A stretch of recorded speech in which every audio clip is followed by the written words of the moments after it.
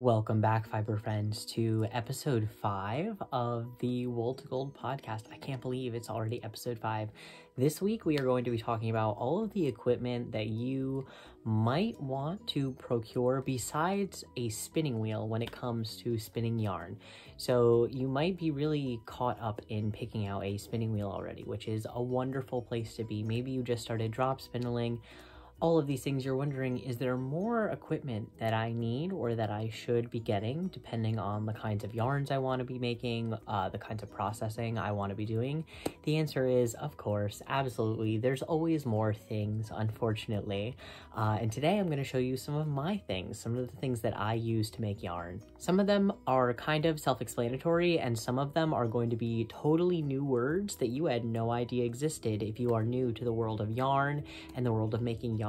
So I suggest you take out your whip, take out whatever project you're working on today, get crafting, and let me talk about some of the equipment that I have. Actually, before we get into equipment, we have to do finished objects and works in progress / cast on. So let's get that done first. The big finished object that I have this week, so the big FO I have this week, is going to be this crocheted caplet that I made.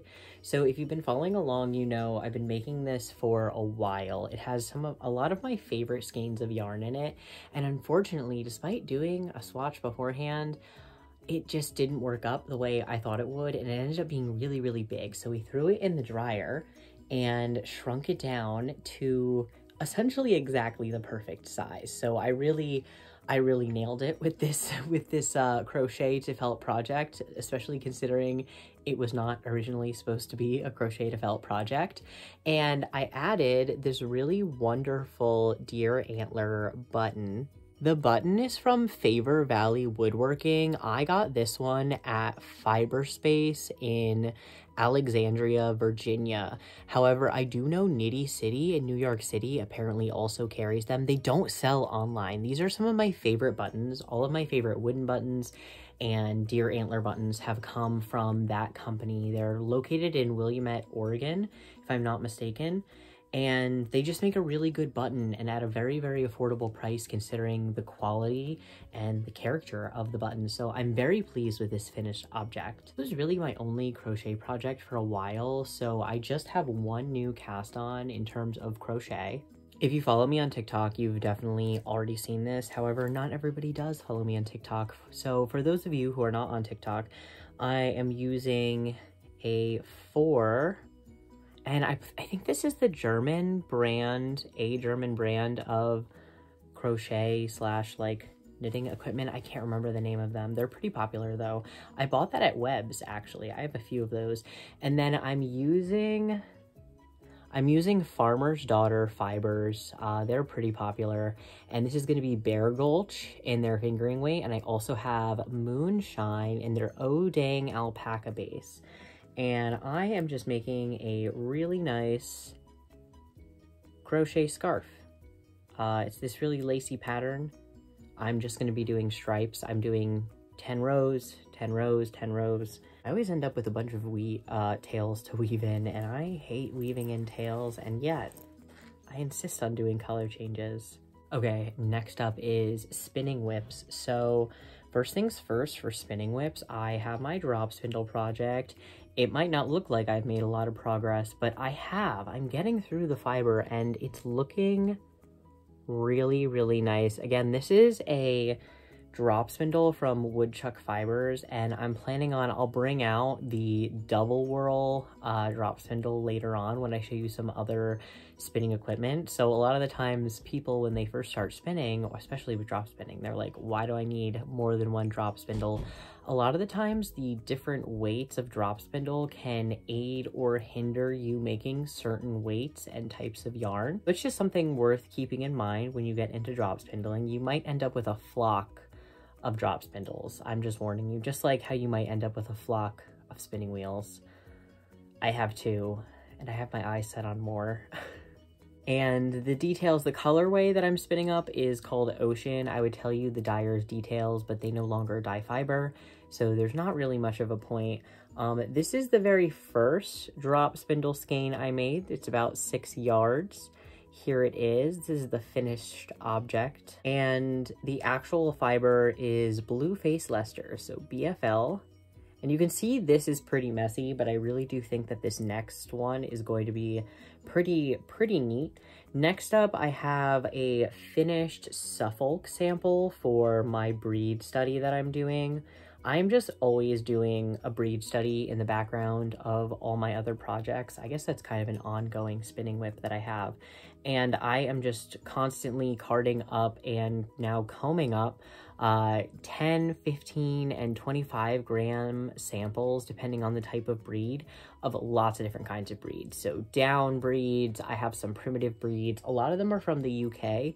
It is some of the imported fiber I have from the Winchwood Spinner on Etsy. She might still have a few breed study packs available. I found it really helpful in exploring different fibers, and it's just always something really fun to come back to. And then, just in case you don't follow along on TikTok, these are my other yarns. These are still wet, but I'm going to count them as finished objects so I can show you guys. Okay, so we have quite a few. So first up, this one, this is beautiful. This is a chain plying project I was working on. This is 1/3 of the braid that I got from the Skirted Fleece Mill in Pennsylvania.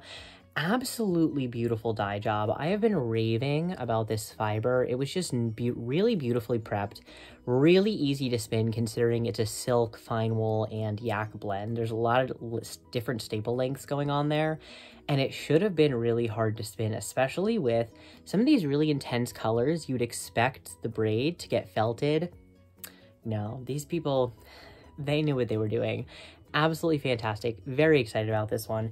It looks its nicest twisted up, so I'm going to twist it up and show you guys because it's almost dry. Don't do this with wet fiber. Do as I say, not as I do. Look at that.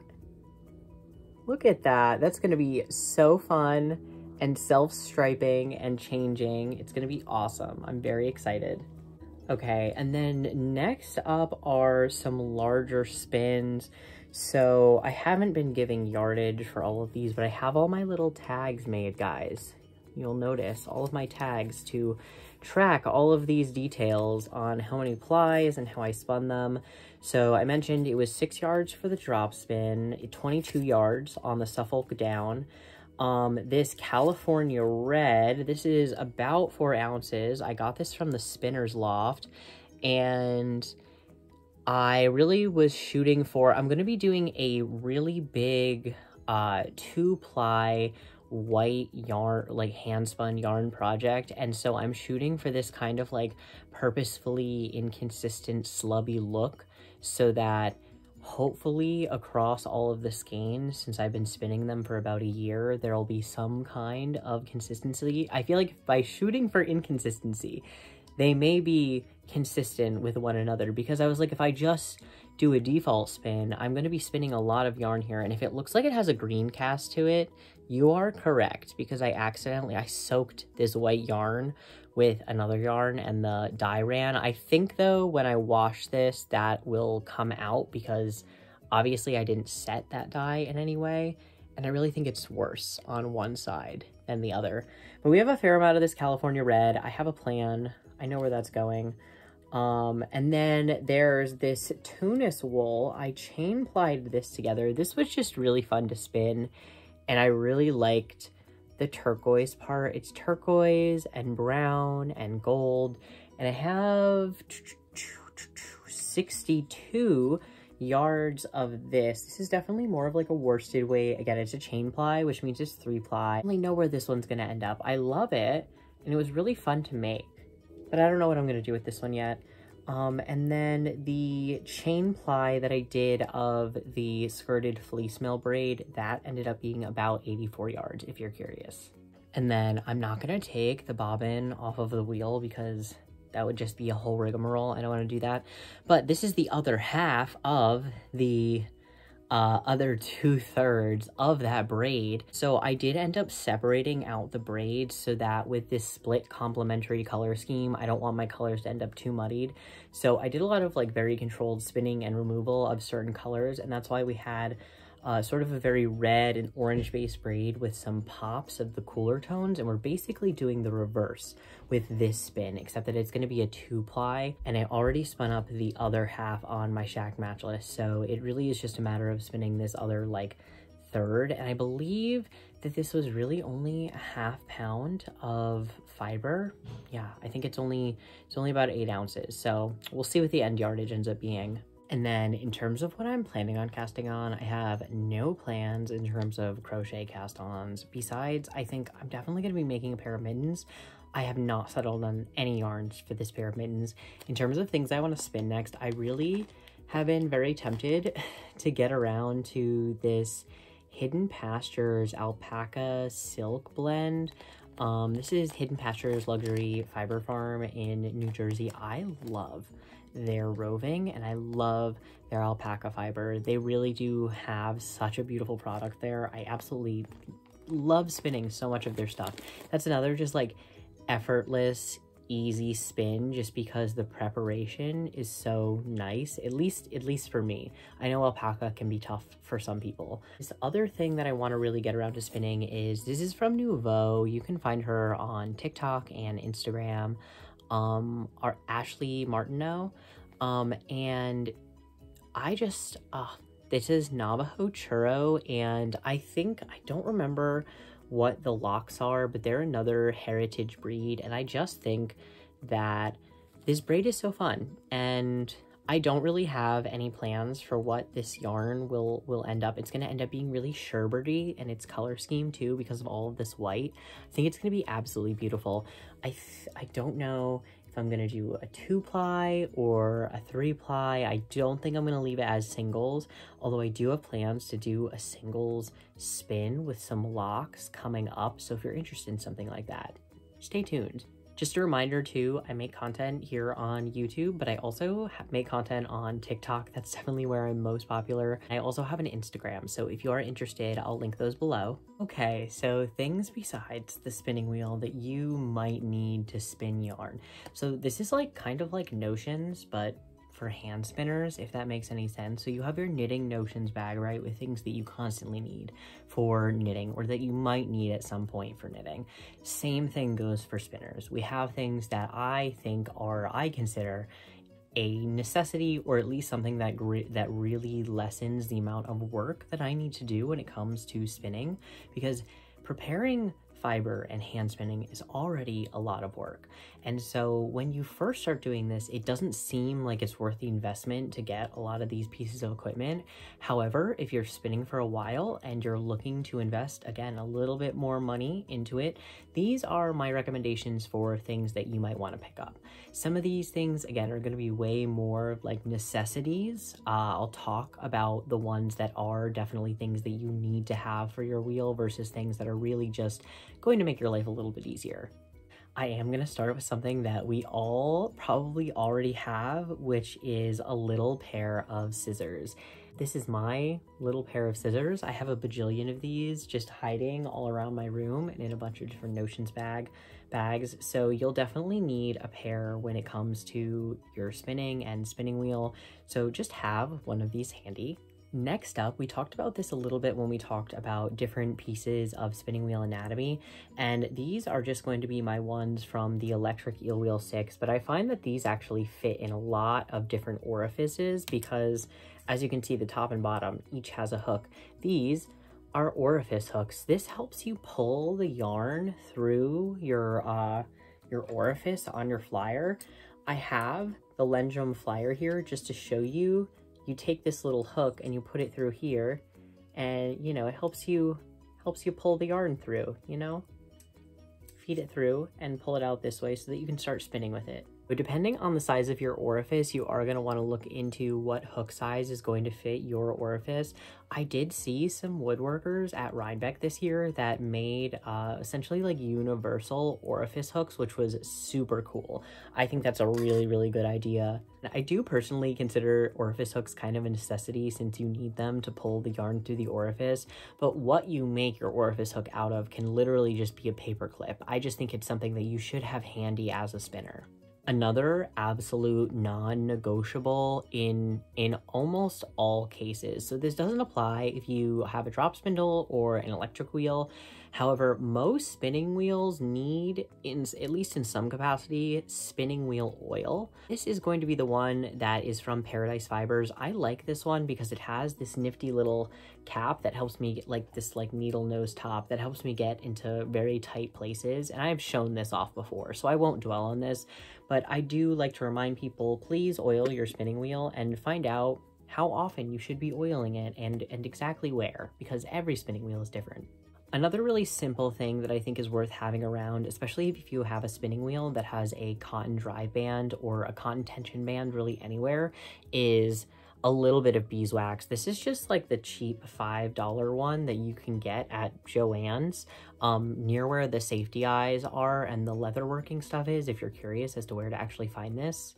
I think this goes for most fiber arts. If you crochet or you knit, you definitely already have this stuff, so you're not going to need to go buy anything. This is going to be just types of wool wash. So this is Eucalyptus.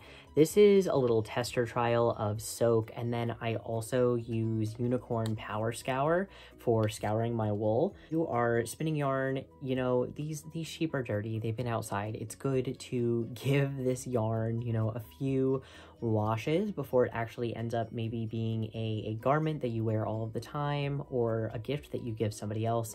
So wool wash is definitely a necessity, especially if you're like me and you really love to spin specifically wool. Now, this is definitely not a necessity. I know plenty of people who do not record any portions of their spins and still make really, really beautiful yarn, frankly, more beautiful yarn than I make. However, if you're like me and you like to record details and be a little extra, we all like to be a little extra sometimes, then you can go and get yourself some like labels, some DIY yarn labels.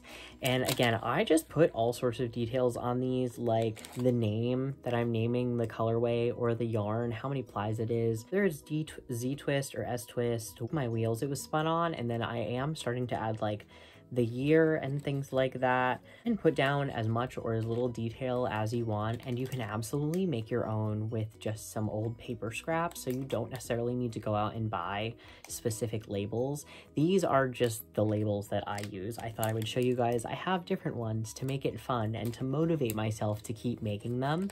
That's a lot of the times where the scissors come in, and then I always have, this is actually some of my hand spun that I use for labeling yarns because I just feel like it's a nice extra touch, and I didn't know what else I was going to do with this yarn, so I felt like at least it's getting used for something. And it's good to just have some sort of extra yarn, not just for labels, but also for tying your yarn when it comes to scanning it up. Just like on commercial yarn, when you get yarn in skeins like this from your local yarn store and you go to unskein it, it's going to have little like ties on it, little butterfly ties. And I do my little butterfly ties in this color a lot of the times.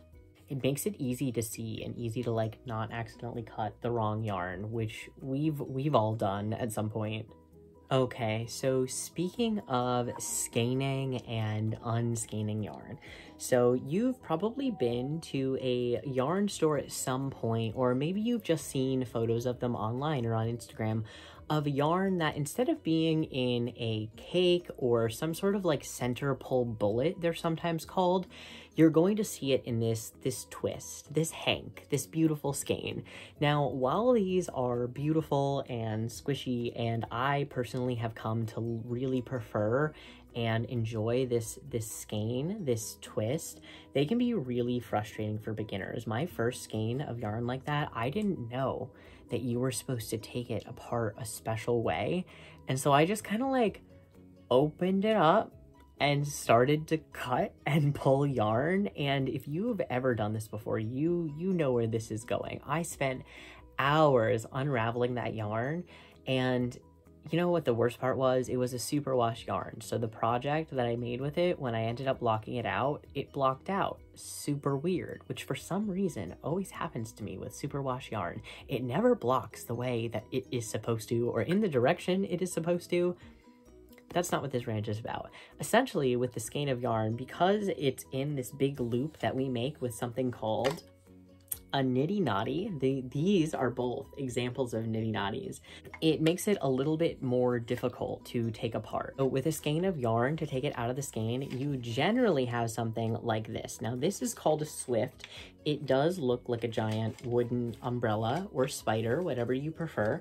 It essentially opens up and holds the twist open, so the loop open. What I mean by holds the loop open is I'm gonna take this one apart because this is dry yarn and it's not labeled or anything yet, so it's really easy. When you take this apart, it looks really simple, right? It looks like just a loop, but again, unraveling this, especially when you have more than just the 22 yards that I have here, can become a tangled mess really quickly. So that is, again, where this comes in. You know, you open this up and you put the yarn on the outside more elegantly than I'm doing so right now. And once it's on the outside, this spins freely around, and so it's easier to pull the yarn off of it. Now, you can just have a swift, right? Put the hank onto the swift and just, you know, pull that off and make a handmade ball of yarn. However, a lot of folks, by the time they are at the point in their yarn journey that they are investing the money into the swift, I often find that that is around the time that they find it worthwhile to invest money into a ball winder as well. Now, a ball winder essentially does exactly what it sounds like. It winds a ball of yarn for you. This is mine. This is the Knit Picks one. I will say I have my qualms with this. If you have seen me wind yarn live, balls of yarn just mysteriously pop off of this, especially when you are winding more than I'd say 2 to 3 ounces onto this ball winder. It struggles sometimes. It gives me issue, but it's very affordable. I have to say, it still works. It's not like it's broken or anything like that. I have wound many a ball of yarn with it, and I have no plans to spend more money on getting a new one anytime soon. This is a ball winder. Again, you feed the yarn through here, and it essentially just makes a yarn cake for you, a center pull ball of yarn. Now, you can use this as a crocheter or as a knitter, but as a spinner, this can be really essential if you only have one bobbin. So the bobbin is what the yarn is actually fed onto and stored on. Right here, I have an empty Lendrum bobbin. This is an example. And so if you only have one bobbin and you want to make a 2-ply yarn, one way that you can make a 2-ply yarn is winding your singles into a center pull ball and then plying the inside and the outside strands to each other. But that's one reason that I consider a ball winder kind of a spinner's tool, even though I also use it a lot for knitting and crochet. Now, once you've plied your yarn and it's actually on a bobbin, and let's say, you know, it's a 2-ply, it's a 3-ply, or maybe you just want to keep it as singles, you probably want to turn your yarn into the fancy loop and finish it, is what we call that. So you want to turn it into a twist like this, or you also want to measure it. So that's where the niddy-noddy comes in. You can make a niddy-noddy yourself at home with a number of different materials. I don't know what brand of niddy-noddy this is, so if anybody does know, drop it in the comments. I actually bought this as part of a fiber D-stash. So it kind of just came with the D-stash, but I use it sometimes. And then I also have this, you might recognize this. This is the Catrinkles 1-yard and 2-yard niddy-noddy. So if you take out the center pieces here, it can become a mini skein niddy-noddy if you are making sample skeins or anything like that. And the way you use this to measure yarn is that you're going to wrap all of your yarn around this in the way that it says on the directions. Make sure that you don't get it tangled, because then it kind of, if you don't follow the actual directions of how you're supposed to use the niddy-noddy in terms of where and when to wrap the yarn on each end, then you are going to end up with tangles, which is part of the reason that we skein yarn, to help prevent tangles. So just keep that in mind. Don't be afraid to take it slow the first few times that you skein yarn. I certainly did. and I have had to reskein a lot of yarns because I did get them tangled anyway, so it's okay. Practice makes perfect. You'll get there. But once it's all skeined up, what you're gonna do is take all of the strands on one side and count them. And if it's on the 2-yard setting like this, you're going to multiply that number by 2, and that's gonna be the amount of yardage that you have. If you're using the 1-yard setting, then you know, multiply it by 1, which is to say you just count the number of strings you have, and that's gonna be the yardage that you have. Although a niddy noddy isn't an utter necessity, I do think it's really, really helpful in organizing your yarn, just calculating how much you have in terms of yardage. I really like having a niddy noddy, and again, you can make one at home for a fairly low cost, so I do suggest it as sort of a beginner spinner's tool. It's definitely a tool that is worth having in the collection and early on in your spinner's journey. Now, after this point, a lot of these other tools are really just going to be things that you can get. A lot of the times there are inexpensive alternatives, and I will talk about a lot of those alternatives. So actually, before moving on, I wanted to talk a little bit about what I was talking about before regarding spindles. So this is another Woodchuck Products design. This is the double whirl spindle, and this spindle is really unique. I just wanted to answer some questions I had on a lot of my last videos where I brought this out. So the reason that this is so special is because not just this bottom spindle, or this bottom whirl, but also this top whirl is removable. So you can essentially spin at any number of different weights and variables using this spindle, especially if you take this whirl and put it on top, because they are weighted differently. And then you can also just spin with none of the whirls on this, which I think is just super neat. It's kind of like the shacked matchless of spindles. I don't know, I find it very, very enchanting. So that's one of the reasons that people will collect a lot of different spindles, because depending on the different weight and the different styles, you know, I have a lot of, I think they're called, I don't know what this type of spindle is called. I'm still very much a noob at spindles, but I know that there are different styles like Russian and supported and Turkish style spindles. Is a reason that somebody might collect multiple spindles. Now, the next thing I wanted to bring out, you might be surprised I don't consider this a necessity, but for me, it's a necessity for my personality type. So I spin almost every day, usually more than once a day, especially if I missed a day earlier in the week. And so I don't like having to wait for spinning wheel parts to come in the mail if and when something does go wrong. So I have in this bag backup drive bands for the shacked matchless. Even though it just takes cotton, I have the specific like shacked ones, God forbid, just in case. I don't know, I get really anxious about these things sometimes. I have backup poly bands for the Lendrum since it takes a poly band, and I also have other backup pieces for both the Lendrum and the shacked in this bag. I have a lighter because I need that to fix the polyband drive when it does need adjusting on the Lendrum. And again, I consider this a necessity, but I know plenty of spinners who just order parts when they need them, and that's also fine. You don't need to order everything early. You don't have to have all of these parts right at your disposal if it's not that big of a deal. You might be a lowercase S spinner and a capital K knitter or a capital C crocheter, and that's all right. But I'm a capital S spinner, so I always try to have backup parts ready to go, and like the instruction manuals are in here and everything. So moving on to something you might already recognize, this is called a Lazy Kate, and a Lazy Kate is for holding your bobbins while you are plying, or just for storage if you're just waiting to ply.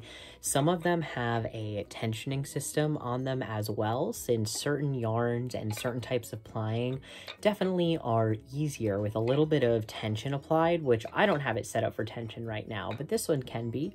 There's also different hooks and you know, feeds that you can use to put the strands closer or farther apart, again, depending on the type of plying that you're looking to do. There are some spinning wheels that have the Lazy Kate already built in. Personally, I really prefer to have my Lazy Kate set behind me and specifically to my left when I am plying. That's just a personal preference and everybody is different, but I don't really like having bobbin storage on my wheels for the sake of like plying off of them.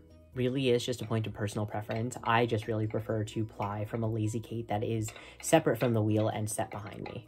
Now, if you want to see my DIY Lazy Kate, you can check out my TikTok channel for that. I have a video where I show you, you know, my nice Lazy Kate, and then also the Lazy Kate that I made from an old box and 9-inch knitting needles, which you can definitely find and acquire for less than $7 at your local craft store and recycling area. And so if you need a Lazy Kate for a project, but you don't want to have to buy an expensive one, or you haven't found one used yet, I highly recommend just making your own Lazy Kate. I used a DIY Lazy Kate for the longest time because I didn't really feel like investing money in that equipment. And I actually only got a Lazy Kate because it was part of a destash that I was already buying. So I felt like I was just getting the Lazy Kate for free because that's not really what I went into the destash to buy. Now, one of the reasons that I was saving my pennies and not buying a Lazy Kate is because I was saving my pennies for Whls. Not all wheels have interchangeable whorls, so I am just going to be talking about the Shack Matchless and the Lendrum, which the Lendrum doesn't technically have different whorls, it has different flyers, and I'll show you an example of that in a moment. But whorls can help make it help or hinder in terms of making thicker or thinner yarns, adding more or less twist per treadle. They are used to change your ratio, and I find them incredibly helpful. It's one of the reasons that I wanted to buy a shacked wheel specifically, because of the different types of yarns that you can make depending on the whorls that you have. And so I personally found this to be a much more worthwhile use of my money than the Lazy Kate. So I waited a really long time to get a Lazy Kate and instead invested in, I have the very high speed whorl here, I have our slow whorl here. I think this one's just fast, and I have the medium and the slow. This might be the extra slow. I'll have to double check my ratios. But if you are someone who knows that you are really dead set on only making one type of yarn, at least for a while, maybe you are really determined to make a very consistent DK weight or fingering weight yarn, you know, you have a specific project or type of yarn in mind, that is fine and dandy. You might only need one whorl, and in that case, you can invest your money in other things. You do not need to get a bunch of whorls. They are just another spinning wheel accessory that can help you make different types of yarns a little bit easier. And especially when it comes to plying art yarns, I find this slow whorl to be absolutely life-changing. It was really helpful in making that bubble crepe yarn that I made about a month ago. Now, when it comes to the Lendrum, they just have interchangeable flyers, which I kind of love. The flyers are very inexpensive. This is the newest one that I got, which is their slightly faster flyer, but this is the default Lendrum DT flyer. And again, you can adjust your ratios on the Lendrum, which I feel bad. I know a little bit less about my Lendrum Benny than I do my Shack Matchless, but I do love them both, and I am learning more about my Lendrum. And the more that I learn about her, the more that I love her. I really just love both the wheels that I have. I can't imagine like giving either of them up. They're both going to be mine for a while. All right, next up in terms of spinner accessories, I have a few examples here of different options that you can have. So first, these are the ones that come with the electric eel wheel 6. First up, they're spinner control cards. So not only do these tell you if it's S or Z twist, it tells you the actual angle of the twist. And then on the other side, we have a wraps per inch option. You can also get cute wooden ones, which I picked up at Rhinebeck. So I have this little wraps per inch one here, and I don't have this one attached to my spinning wheel. I actually have this in my little like craft organization area, but these are the ones that I actually have attached to my spinning wheel. And essentially it is just the singles needed for different weights of yarn. And then again, another tool for measuring angle of twist. And these are definitely not a necessity, but I do find that these have really stepped up my spinning game. And They are just an assurance that I am consistently spinning. Another way that you can do this without even having these extra accessories is just by making a spinner control card at the beginning of your spin. So something that I did want to take a tiny detour to talk about is those labels. Sometimes I do make a label that is not for a whole skein of yarn. It'll just have a sample of yarn tied to the very top of it in the hole. And that is a sample that I will use to check my plyback tests as I'm spinning to make sure that over multiple skeins of yarn, my spin is looking consistent. So this is a technique that I recommend for people who are looking to go into a larger, maybe shawl spin or a sweater spin or something along those lines and are looking to get a more consistent yarn. I actually think that spinning consistently is something that is super duper achievable for beginners if you have the right tips and tricks to do so. And I think that this is a huge game changer and a trick that can help even the most beginner spinner get a very consistent spin. So essentially you're going to do a sample spin where you spin the way that you want all of the yarn to be, and then you're going to be checking your singles against that as you're spinning them through the entire spin.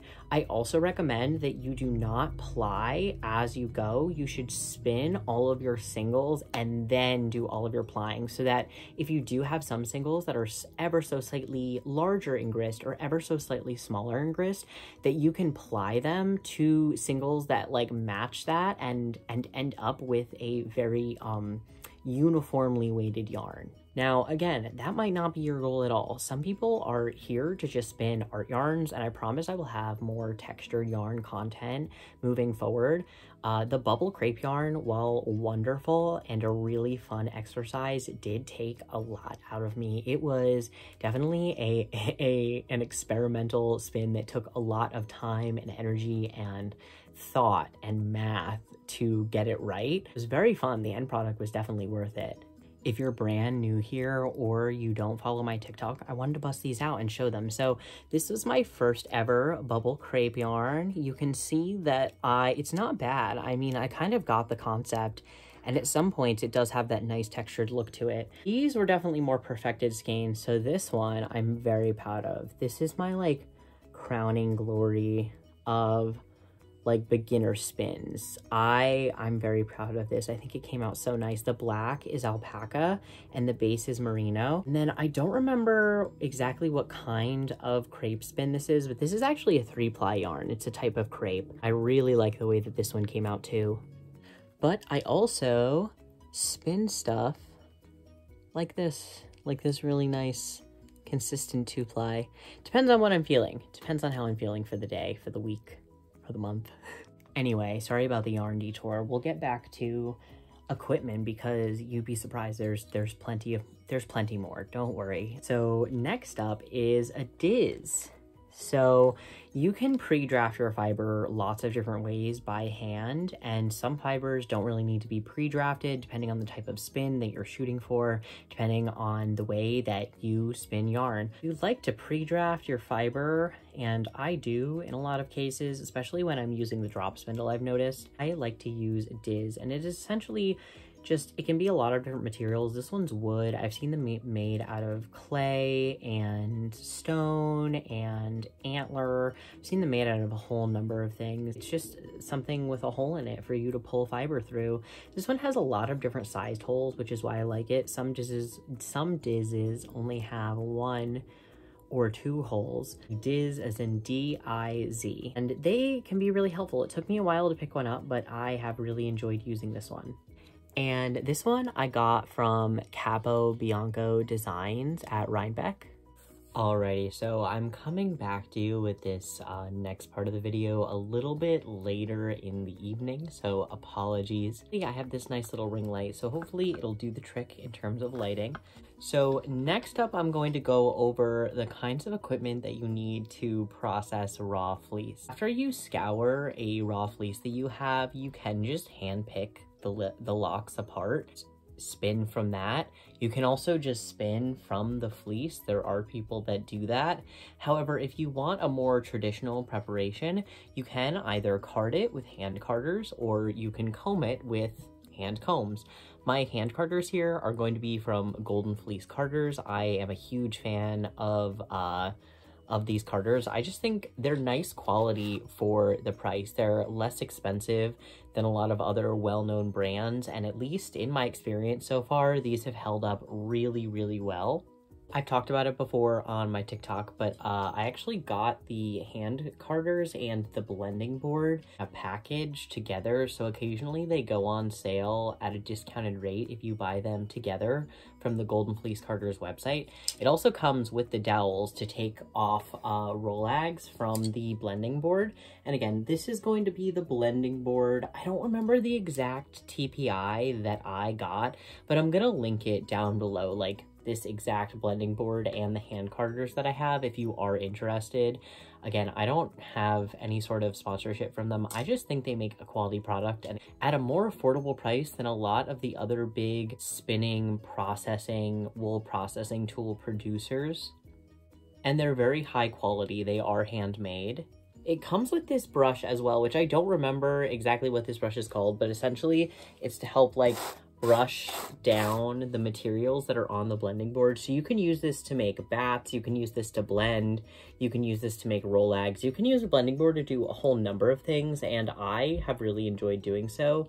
I don't have a drum carder or anything like that. I use these tools to do and blend and spin all of the yarns that you see me make. And then we have these hand combs. So these are going to be from BAM Fiberworks. I picked these up from Fiber Kingdom while I was at Rhinebeck. Honestly, I saw Taylor Owen in the wool tent. I saw her in the fleece tent, and I took that as a sign that I needed to find combs and I needed to buy them. I picked these up. They have little magnetic covers on them, which I really like. It's the whole reason I haven't lost the covers yet. And honestly, with so many pets in the household, it's just safety first. Haven't gotten a chance to use them yet, and I will give you a review once I have. However, I'm very excited about this acquisition. I've heard that hand-combed top is just a lot more fun to spin than standard comb top, like commercial comb top, which is not necessarily my favorite. It's one of the reasons I started with hand carders, because I just prefer a carded prep. If you're new to the world of wool, I will really quickly go over carding and combing as it relates to woolen and worsted yarns. So worsted weight yarn, right, is a weight of yarn, right? It's like a lace weight or DK weight. However, in the world of spinning, when we talk about worsted, we're often referring to both a style of preparation when it comes to the fiber.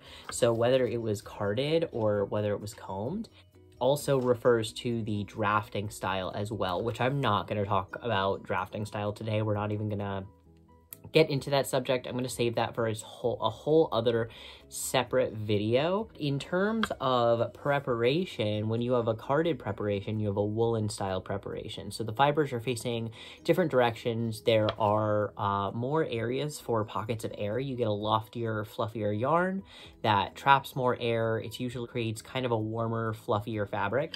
With combs, all of the fibers are facing the same direction and a lot more tightly. So usually fibers are closer together. It is a denser and drapier yarn. Wears a little bit better. It doesn't pill as easier because the fibers are so nicely aligned with one another. They're less likely to be disaligned and fall off and form a pill. So there are pros and cons to both styles of preparation. It really is, again, just preference. And I've always, in my heart of hearts, I always knew I was going to pick up both tools at the end of the day. Eventually, it's just they are investments. These are not the most inexpensive things. I'm sure you can get them used. I did want to buy mine new because I expect to get a ton of use out of them. And again, if you have no desire to process raw fleece, these are things that you probably don't have that much interest in. You might have some interest in the blending board. I think even if you don't work with raw fiber, a blending board can be really helpful, especially if you do have a number of things in your fiber stash that you're just never going to use the way that they are. So I use the blending board when I have a colorway that I'm like, I like this, but I would like it more if it was a little bit darker, if there was a little bit more white in it, maybe if it had some silk so it has a little bit of a you know, like flash and shine as opposed to just being wool. There's a whole number of things that you can use or fix about a fiber with a blending board. So that's one of the reasons that I think it's a helpful tool, even if you don't have any interest in processing raw fleece like I do.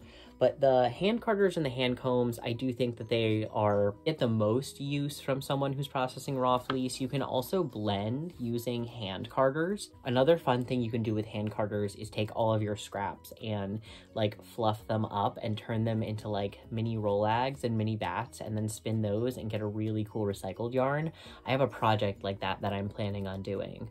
Probably gonna record a lot of the process on TikTok if you don't already follow me over there. The last piece of equipment that I wanted to talk about that I have in my collection is this wool picker. So if you're not familiar, I got this wool picker sent to me from Xander's Cottage. It was a really lovely gift. This is secondhand. Very sweet of him to send it over. If you're not familiar, he's also on TikTok. I will put his details down below if you're curious. But yeah, this is a wool picker. And essentially, and I'm going to try to be as careful as possible here because it is sharp. So I'm going to unlock this. We're going to take the big sharp part out, right? I said it was sharp. So essentially, this paired with the nails that are inside can help open up certain locks and certain wool types. Now, not all wool types should really be sent through a wool picker. It really depends on what you're working on, but it does help get out a nice amount of VM. I'm not sure if you can see, there's like VM stuck in between here, but it helps get VM out of medium type fleeces especially. And a lot of the times when I run certain wools through the wool picker, I can spin them just like from the wool picker. I'm under the impression that that's what spinning from the cloud is, but I'm not actually that positive what spinning from the cloud is. If anybody knows, put it in the comments down below. I always say I don't know everything. I'm a beginner too. I am just taking you on my spinner's journey. I feel like that's what I'm kind of doing by recording this whole process. And I just feel like a lot of people are starting their own spinner's journey because they're inspired by me putting my my triumphs and my failures online for the people to see. There is a little thing here that says in, so you know like where to put the wool. The other side does say out, so it tells you where to put it away. It's like, just like with the hand carders and the hand combs, you do need to be really careful. I never let any animals into the room when the wool picker is open. I think that is just asking for an accident, asking for disaster. If you have small children in the house, I would also recommend you keep them away from this equipment, or at least make them treat it like the equipment in the garage, you know, treat it like a power saw or a drill. Make sure they understand that this is not a toy to be played with, that it can be dangerous if not used correctly. That's probably the best approach, but I don't have kids. I don't know, you do you. I just want you to know it's probably not safe for children or pets. If you made it this far into the video, kudos to you. Thank you for watching and coming along. We are approaching, I think, the end of this video. However, I did want to take a brief moment, since you stayed this long, to talk about just some future video ideas that I've been tossing around. One thing that I really want to do is, I've done a stash flash for my yarn on TikTok, but I've never done a stash flash here on YouTube, and I've never done one of my fiber stash. So a lot of people have asked me, like, where do I get my fiber? Who do I like to source my fiber from? I think the best way to tell you that is to just show you some of the other things that's in my stash. I did just, you know, go over my Rhinebeck stash acquisition, so I'm going to try to leave those things out, but there is plenty of other stash to talk about, especially fleeces. I haven't even shown you guys all of the fleeces that I have. Bring those out. We can do a little stash flash and inventory and discussion about that. And then another project that I want to do is, I would really like to, since some people might find this blasphemy, but also this whirl has already been written on, because I think all of these are used. This one's written on too. says slow right there. I want to write the ratio numbers for all of my whorls that I have for my shacked, like actually on the whorls. And I know that that will take me all of probably 20 minutes to do, but it's one of those things that I keep putting off, but I think would be really helpful in my practice because I would like to get better at writing down my ratios for my spins as well, especially on my shacked. And I don't ever plan on reselling these parts because, again, even if my shacked matchless one day isn't my main wheel, I really think that a shacked probably will be, and the shacked parts are interchangeable, so there's no reason I'm going to resell these. I'm really not worried about the resale value on any of this stuff because I plan on using it for a long time and taking care of it. So I'm going to write the ratio numbers, I think, on these, and by telling you guys, I'm holding myself accountable. Hopefully by the next video I can pull them out and be like, guys, look, I actually did it, and I'm so happy I did. Fingers crossed. All right, I hope this video gave you guys some perspective and a little look at some of the additional things that you might end up acquiring, or the names of things that you've seen and you want to know how to get them, but you don't know what they're called. You can't Google them. I hope that this was helpful. Maybe you were like, dang, Brian, I didn't realize there was all this additional stuff besides the spinning wheel that you also could get. It's a rabbit hole, just like anything else. There's also a ton of equipment that I don't have, simply because it's a little bit out of my budget. A drum carter, cough, cough, comes to mind. I would love a drum carter. I wanted to pick one up used from Rhinebeck this year, but I wasn't super thrilled and enchanted with the ones that were at auction. I think I'm going to look at Maryland Sheep and Wool and just keep my eye out. Otherwise, there's plenty of other equipment that you can purchase, like hackles and things like that when it comes to processing wool, that again, if I had the budget and a little bit more time, that I would probably have, but not yet. I'm working on it slowly but surely. I'm building my collection, and when I get new acquisitions, you guys will be the first to know. But if you are really curious about getting into those types of things, just know that, again, I am not the be-all end-all of the Spinner's resources. There's a lot of other stuff out there to check out and to look into. There's skirting tables and drying racks and all of these different things. I have a pretty low-tech, low-budget setup here, especially when it comes to drying. If you know, you know. I've just had this fleece drying on my bed for God knows how long. But thank you for coming for this episode of the Wool to Gold podcast. Don't forget to hit that subscribe button and that like button. It helps bring other people to the Wool to Gold podcast. And I really appreciate all the support I have received from lots of different people. Different spinners and things like that on YouTube have reached out to me and offered their support. And it's just been really sweet and really appreciated. So thank you so much, guys. And I'll see you on the next one.